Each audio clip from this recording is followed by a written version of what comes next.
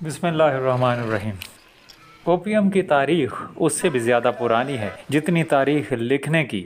हज़ारों सालों से ये दर्दकश दवा के तौर पर इस्तेमाल हो रहा है और सबसे पुराना नुस्खा 2100 बिफोर क्राइस्ट का है, जो सुमेरी दौर की मिट्टी की एक तख्ती पर लिखा हुआ है। 1500 कबले मसीह में पॉपी प्लांट मिस्र और साइप्रस में काश्त किया जाता था और मिल्क ऑफ पॉपी के मुतालिक काबिल कदर शवाहद 3री सदी कबले मसीह में दरियाए फरात के आसपास मिलते हैं, जहां लोग इसे काश्त करते थे और इसे दर्दकुश दवा के तौर पर इस्तेमाल किया जाता। ओपियम ना सिर्फ दर्द को ख़त्म करता है बल्कि खुशी का एहसास भी देता है। 19वीं सदी में इससे पहला कंपाउंड एक्सट्रैक्ट किया गया जो मॉर्फिन था, जिसका बहुत ज़्यादा मेडिसिनल यूज़ होता है। कोडीन भी इसी से हासिल कर लिया गया। फिर पॉपी प्लांट से हासिल होने वाले केमिकल्स को ओपियोइड्स का नाम दे दिया गया और अद्वियात बनाने वाली कंपनीज ने सिंथेटिक ओपियोइड्स बनाना शुरू कर दिए, जैसे हेरोइन, हाइड्रोकोडीन और ऑक्सीकोडीन वगैरह। चाहे कुदरती हों या सिंथेटिक, लीगल हों या इलीगल, ये सब ओपियोइड कंपाउंड्स कहलाते हैं। तमाम ओपियोइड्स पेन किलर तो हैं, लेकिन साथ में ये हाईली एडिक्टिव भी हैं। 1980 की दहाई में ड्रग कंपनीज ने ओपियोइड्स को पेन किलर के तौर पर बहुत ज़्यादा मार्केट किया और उनके वो तमाम असरात जो एडिक्शन के मुतालिक थे उन्हें लोगों से और डॉक्टरों से भी छुपाया, जिससे इनका इस्तेमाल बहुत बढ़ गया और इनकी एडिक्शन भी। ओपियोइड्स कैसे काम करते हैं, ये हमारे जिस्म को कैसे मुतासिर करते हैं और इनकी पहली खुराक से लेकर लंबे अरसे तक इस्तेमाल करने के क्या क्या असरात होते हैं, ये हम देखते हैं। ओपियोइड्स जो किसी भी किस्म के होते हैं, ये हमारे ओपियोइड रिसेप्टर्स के साथ बाइंड करते हैं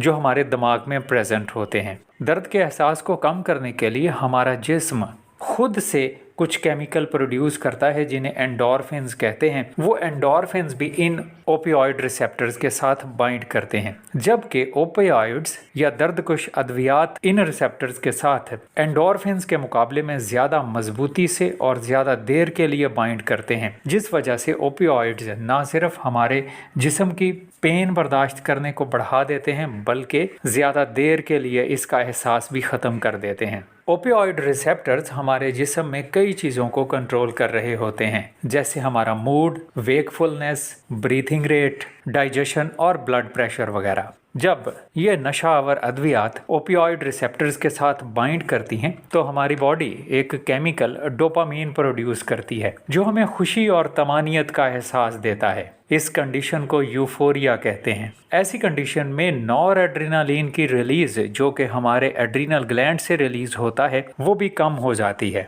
जो हमारे जिस्म में डाइजेशन, वेकफुलनेस और ब्लड प्रेशर को कंट्रोल कर रहा होता है। ओपियोइड्स की इब्तदाई खुराक नॉर एड्रेनालिन को इतना कम कर देती है जो कॉन्स्टिपेशन काज कर सकता है, जबकि ज़्यादा मिकदार दिल की धड़कन को कम कर देते हैं और ब्रीदिंग रेट भी कम हो जाता है। बाज़ दफ़ा तो ब्लड प्रेशर और सांस की रफ्तार को इतना कम कर देते हैं जो मौत का सबब बन सकता है। और वक्त के साथ जिस्म में ओपियोइड्स के खिलाफ मुज़ाहमत आ जाती है और नंबर ऑफ ओपियोइड्स रिसेप्टर्स कम हो जाते हैं या रिस्पॉन्स करना कम कर देते हैं, जिससे हमें फिर सेम इफ़ेक्ट हासिल करने के लिए और डोपामीन की ज़्यादा मिकदार हासिल करने के लिए ज़्यादा से ज़्यादा मिकदार में ये नशावर ओपियोइड्स लेने पड़ते हैं। जैसे जैसे ओपियोइड्स की मिकदार बढ़ती जाती है वैसे वैसे नॉर एड्रेनालिन कम होता जाता है, जिसे कंपनसेट करने के लिए हमारी बॉडी नॉर एड्रेनालिन रिसेप्टर्स की मिकदार को इंक्रीज करना शुरू कर देती है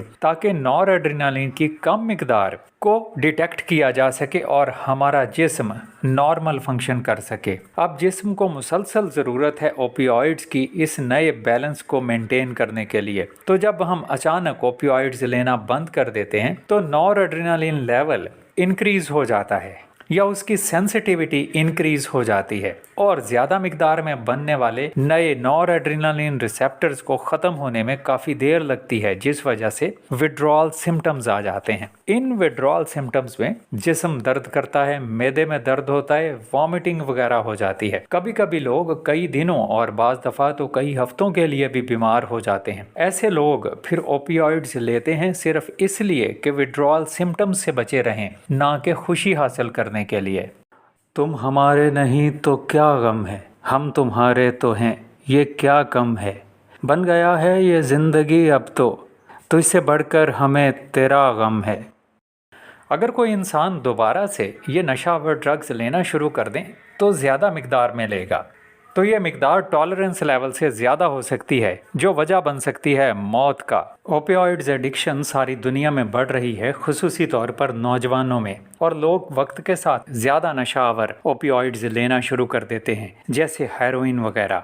ओवरडोज के खिलाफ सबसे अहम दवा मिलॉक्सन आजकल इस्तेमाल की जा रही है।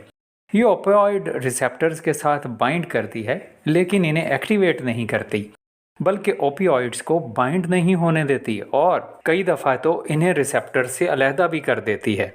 ओपियोइड्स का नशा छोड़ना एक मुश्किल और महंगा काम है। इसमें अद्वियात और साइकोलॉजिकल थेरेपी दोनों रोल प्ले करते हैं, और वो भी एक लंबे अरसे के लिए। मेथाडोन और ब्यूप्रीनॉर्फिन वगैरह अद्वियात आजकल अवेलेबल हैं नशा छुड़वाने के लिए, लेकिन इनमें से ब्यूप्रीनॉर्फिन तो इतनी कम है कि इसकी ब्लैक मार्केटिंग हो रही है। इन नशावर अद्वियात, दर्दकुश अद्वियात और हेरोइन और कोडीन जैसी अद्वियात के खिलाफ बहुत ज़्यादा अवेयरनेस की ज़रूरत है, और इनके इलाज के लिए और भी ज़्यादा तहकीक की ज़रूरत है।